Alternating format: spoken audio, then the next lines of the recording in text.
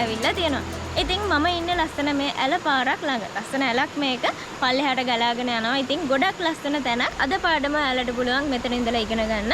ලස්සන තැනක ඉන්නේ මම. ඉතින් පහුගිය දවස්වල වගේම මම ඔයාලට අදත් මේක ගොඩක් සරල විදිහට තේරෙන්න කියලා දෙන්න. සරල වාක්‍ය ටිකක් තියෙන හැබැයි මේ දේවල් සරල වුණාට ඔයාලා මේක පාවිච්චි කරන්න ඕනේ. පාවිච්චි කරද්දි තමයි අපිට ඒක ටිකක් අමාරුයි කියලා තේරෙන්නේ. ඉතින් ඒ අමාරු ගතිය නැති වෙන්න නම් අපි දිගටම ඒවා පාවිච්චි කරන්න ඕනේ. කතා කරද්දි ඒවා දාලා කතා කරන්න ඕනේ. ඉතින් එතකොට මේවා නිකම්ම හරියනවා. ඉතින් ඔයාලට පුළුවන් වැරදි කතා කරන්න. එකපාරටම හරියටම කතා කරනවා කියලා හිතන්න එපා.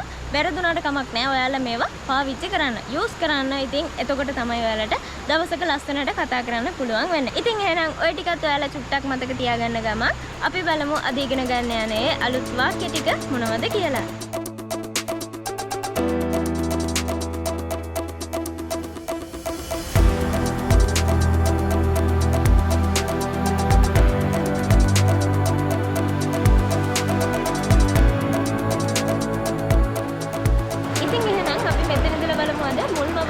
මොකක්ද කියලා. පළවෙනියටම තියෙනවා did he start a new job? Did he start a new job? ඒ කියන්නේ මොකද්ද? ඔහු අලුත් රැකියාවක් පටන් ගත්තද? ඔහු අලුත් ජොබ් එකක් පටන් ගත්තද කියලා තමයි මේ අහලා තියෙන්නේ. ඉතින් ඔයාලට මේක එකපාරට ප්‍රශ්නයක් විදිහට අහුවම ටෙන්ස් එක මොකද්ද කියලා අඳුර ගන්න අමාරු වෙන්න පුළුවන්. ඉතින් ඒක නිසා අපි මේක නිකන් වාක්‍යයක් විදිහට මුලින්ම කියලා බලමු. එහෙම කියනවා නම් අපිට පුළුවන් he started a new job කියලා කියන්න. He started a new job කියලා කියන්න පුළුවන්. ඒ කියන්නේ ඔහු අලුත් ජොබ් එකක් පටන් ගත්තා. ඔහු අලුත් රැකියාවක් පටන් ගත්තා කියලා තමයි මේ කියලා තියෙන්නේ. හැබැයි අපේ ප්‍රශ්නේ මොකද්ද? Did he start a new job? Did he start a new job? එහෙනම් මේ did කියන එක මුලට අරගෙන මේ ප්‍රශ්නයක් අහලා තියෙනවා. He started a new job කිව්වම ඔයාලට පැහැදිලි. he එකත් එක්ක කෙලින්ම තියෙන ක්‍රියාපදය අතීත වෙලා. ක්‍රියාපදේ past වෙලා තමයි මේ started වෙලා තියෙන්නේ. start එක past වුණාට පස්සේ started කියලා අපිට කියන්න පුළුවන්. ඉතින් එහෙම තමයි වෙලා තියෙන්නේ. එහෙනම් මේක ඔයාලට ලේසියෙන් අඳුර ගන්න පුළුවන්. මේක simple past tense කියලා.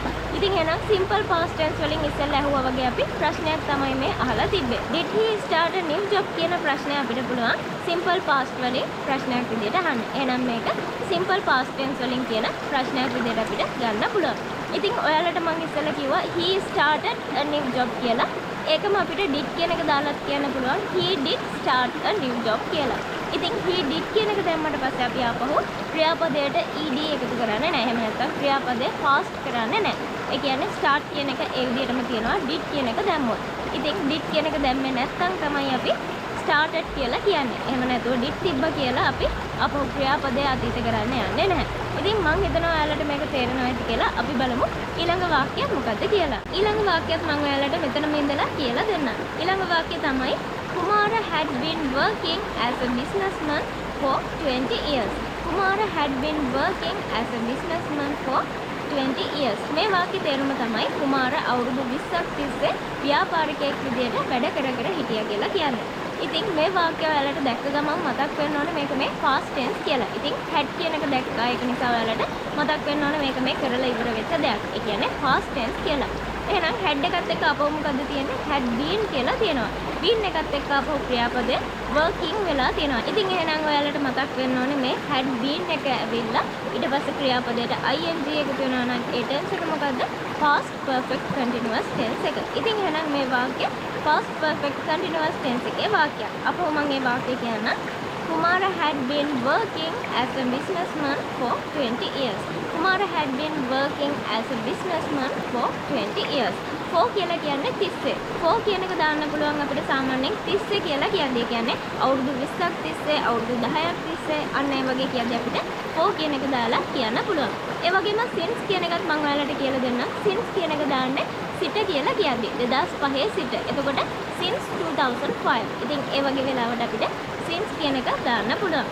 ඉතින් එහෙනම් මෙතන තියෙන්නේ මොකද්ද? for 20 years. ඒ කියන්නේ අවුරුදු 20ක් තිස්සේ. Kumara had been working as a businessman for 20 years. ඒ කියන්නේ කුමාර අවුරුදු 20ක් තිස්සේ ව්‍යාපාරිකයෙක් විදියට වැඩ කරමින් හිටියා. ඉතින් ඕක ඔයාලට ප්‍රශ්නයක් විදියට අහන්නත් පුළුවන්. කොහොමද අහන්නේ?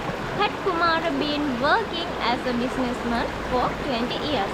Had Kumara been working as a businessman for 20 years? කුමාර අවුරුදු 20ක් තිස්සේ ව්‍යාපාරිකයෙක් විදියට වැඩ කරමින් හිටියද කියලා තමයි මේ අහලා තියෙන්නේ. ඉතින් ඔය විදියට ඔයාලට ප්‍රශ්න අහන්නත් පුළුවන්, ඒ වගේම නිකන් වාක්‍ය කියන්නත් පුළුවන්. ඉතින් මම හිතනවා ඔයාලට මම දැන් මේ කියලා දුන්න වාක්‍ය දෙක හොඳටම තේරෙන්නේ නැති කියලා. අපි එහෙනම් ඊළඟ වාක්‍ය බලමු මොකක්ද කියලා. ඊළඟ වාක්‍යයත් මම ඔයාලට දැන් කියලා දෙන්නම්. Had they not called me? Had they not called me?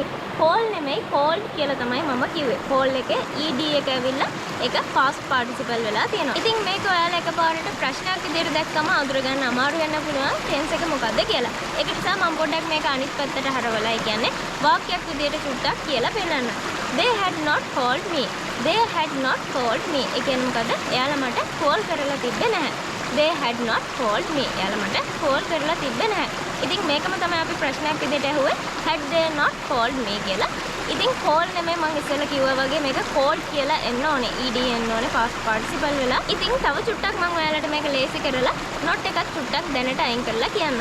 They had called me. They had called me. එහෙනම් ඔයාලට පේනවා මෙතන had කියලා එකක් තියෙනවා. ඉතින් had කියලා තිබ්බම මතක් වෙන්න ඕනේ මේක past tense කියලා. ඊට පස්සේ ක්‍රියාපදයට මොකද වෙලා තියෙන්නේ? past participle වෙලා තියෙනවා. ඒ කියන්නේ call කියන එක called වෙලා තියෙනවා. ed එකතු වෙලා called වෙලා තියෙනවා මේ ක්‍රියාපදයේ විදිහට නම්. ඉතින් ඒක නිසා ඔයාලට දැන් මතක් වෙන්න ඕනේ මේක එහෙනම් past perfect tense වලින් කියන වාක්‍යයක් කියලා. ඉතින් දැන් not එක චුට්ටක් දාලා බලමු. They had not called me. They had not called me. එයාලා මට call කරලා තිබ්බේ නැහැ. ඉතින් අපේ ප්‍රශ්නේ මොකද්ද? Had they not called me? Had they not called me? ඒ කියන්නේ එයාලා මට call කරලා තිබ්බේ නැද්ද? ඉතින් එහෙනම් මේක ගොඩක් ලේසි. අපි මේවා ප්‍රශ්න වගේ තියෙනකොට ඒක සුට්ටක් වාක්‍යයක් විදිහට හරවගත්තම ගොඩක් ලේසියෙන් අපිට tense එක අඳුර ගන්න පුළුවන්. ඉතින් මම හිතනවා මම දැන් මේ කියලා දුන්න විදිහට ඔයාලට මේ tense එකත් හොඳටම පැහැදිලි ඇති කියලා. මේ වාක්‍යයත් හොඳටම තේරෙන්නේ නැති කියලා මම හිතනවා. අපි බලමු ඊළඟ වාක්‍ය මොකක්ද කියලා. ඊළඟ වාක්‍ය මම ඔයාලට කියලා දෙන්නම්. She has been gossiping at the bus stop for 2 hours. She has been gossiping at the bus stop for 2 hours. ඒ කියන්නේ මොකද්ද? ඇය පැය දෙකක් තිස්සේ බස් ස්ටොප් එක ළඟ, ඒ කියන්නේ බස් නැවතුම ළඟ ඕපදූප කතා කර කර ඉන්නවා. She has been gossiping. ඒ කියන්නේ ඇය ඕපදූප කතා කර කර ඉන්නවා. කොහෙද? At the bus stop. ඒ කියන්නේ බස් නැවතුමේ for 2 hours. පැය දෙකක් තිස්සේ. ඉතින් ඔයාලට දැන් මේකේ මතක් වෙන්න ඕනේ මේ ටෙක්ස් එක මොකද්ද? She has been කියලා තියෙනවා. she එකත් එක්ක has ආවට පස්සේ මොකද්ද මේ ටෙන්ස් එක? present tense වාක්‍යයක්. present tense වල මොන ටෙන්ස් එකේ වාක්‍යයක්ද මේක? has එකත් එක්ක been ඇවිල්ලා ඊට පස්සේ gossip නෙමෙයි gossiping කියලා තියෙන්නේ. ඉතින් එහෙනම් මොකද මේ වෙලා තියෙන්නේ? been එකයි ක්‍රියාපදයට ing ඇවිල්ලා තියෙනවා. එහෙනම් මොකද්ද මේ ටෙන්ස් එක? present perfect continuous tense. present perfect continuous tense එකේ වාක්‍යයක් තමයි මේ කියලා තියෙන්නේ. She has been gossiping at the bus stop for 2 hours. ඉතින් මේකම අපිට පුළුවන් not කියන එක දාලා කියන්න. කොහොමද එහෙම කියන්නේ? She has not been gossiping at the bus stop for 2 hours. She has not been gossiping at the bus stop for 2 hours. ඒ කියන්නේ ඇය පැය දෙකක් තිස්සේ බස් ස්ටොප් එක ළඟ ඕපදූප කිය ඉන්නේ නැහැ කියලා තමයි ඒ කියන්නේ. මේකම ඔයාලට ප්‍රශ්නයක් විදිහට අහන්න ඕන නම් ඒකත් මම ඔයාලට කියලා දෙන්නම්. Has she been gossiping at the bus stop for 2 hours? ඒ කියන්නේ ඇය පැය දෙකක් තිස්සේ බස් ස්ටොප් එකේ ඕපදූප කිය ඉන්නවද කියලා තමයි අහලා තියෙන්නේ. එහෙම කියව ඉන්නේ නැද්ද කියලා කියන්නේ කොහොමද? Has she not been gossiping at the bus stop for 2 hours? ඒ කියන්නේ ඇය පැය දෙකක් තිස්සේ ඕපදූප කතා කර කර බස් ස්ටොප් එකේ ඉන්නේ නැද්ද කියලා තමයි ඒ කියලා තියෙන්නේ. ඉතින් ඔය විදිහට ඔයාලට ප්‍රශ්න අහන්නත් පුළුවන්, ඊට පස්සේ නිකන් වාක්‍ය කියන්නත් පුළුවන්. ඉතින් එහෙනම් මම හිතනවා ඔයාලට මේ වාක්‍යයක් තේරෙනවා ඇති කියලා. අපි එහෙනම් බලමු අද අන්තිම වාක්‍ය මොකද්ද කියලා. එහෙනම් අපි බලමු අද පාඩමේ අන්තිම වාක්‍ය තමයි He had been running since today morning. He had been running since today morning. ඒ කියන්නේ මොකද්ද? ඌ අද උදේ ඉඳලා දුවමින් හිටියා.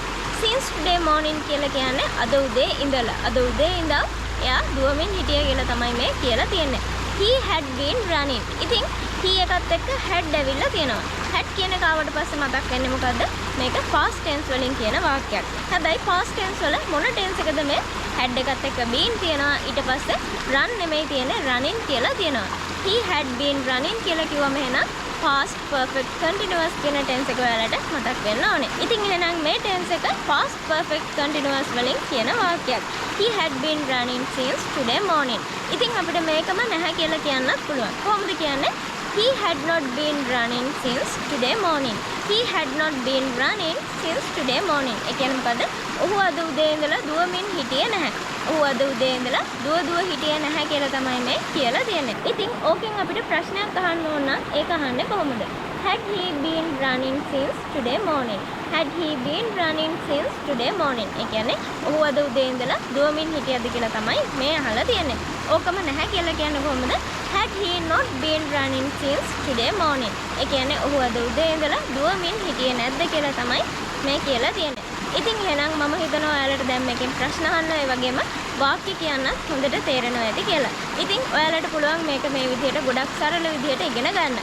ප්‍රශ්නයක් වගේ තියනවා දැක්කම අපි ඒක මුලින්ම වාක්‍යයක් විදිහට හරව ගන්න ඕනේ. ඉතින් වාක්‍යයක් විදිහට හැරෙවුවම ඔයාලට ඉක්මනට ටෙන්ස් එක අඳුර ගන්න ලේසි. ඒ වගේම තමයි not කියන එක දැක්කම ඔයාලා සුට්ටකට ඒ not කියන එක පොඩ්ඩක් පැත්තකින් තියලා තියන්න. පොඩ්ඩක් අමතක කරලා නිකන් වාක්‍ය විතරක් බලන්න. එතකොට ඉක්මනට මේ ටෙන්ස් එක මොකද්ද කියලා අඳුර ගන්න ලේසි.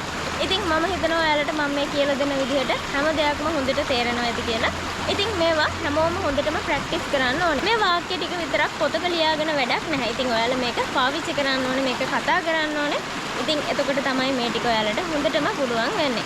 මම හිතනවා එහෙනම් මේ ටික හොඳටම පැහැදිලි ඇති කියලා. ඉතින් එහෙනම් මේ සතියේදී ඔයාලා ඔය ටික හොඳටම පුරුදු වෙන්න. එහෙනම් තවත් අලුත් පාඩමකින් අපි ලබන සතිය හම්බ වෙමු. ඒ හම්බ වෙනකන් මගේ හැම යාළුවෙක්ටම සුබ දවසක්.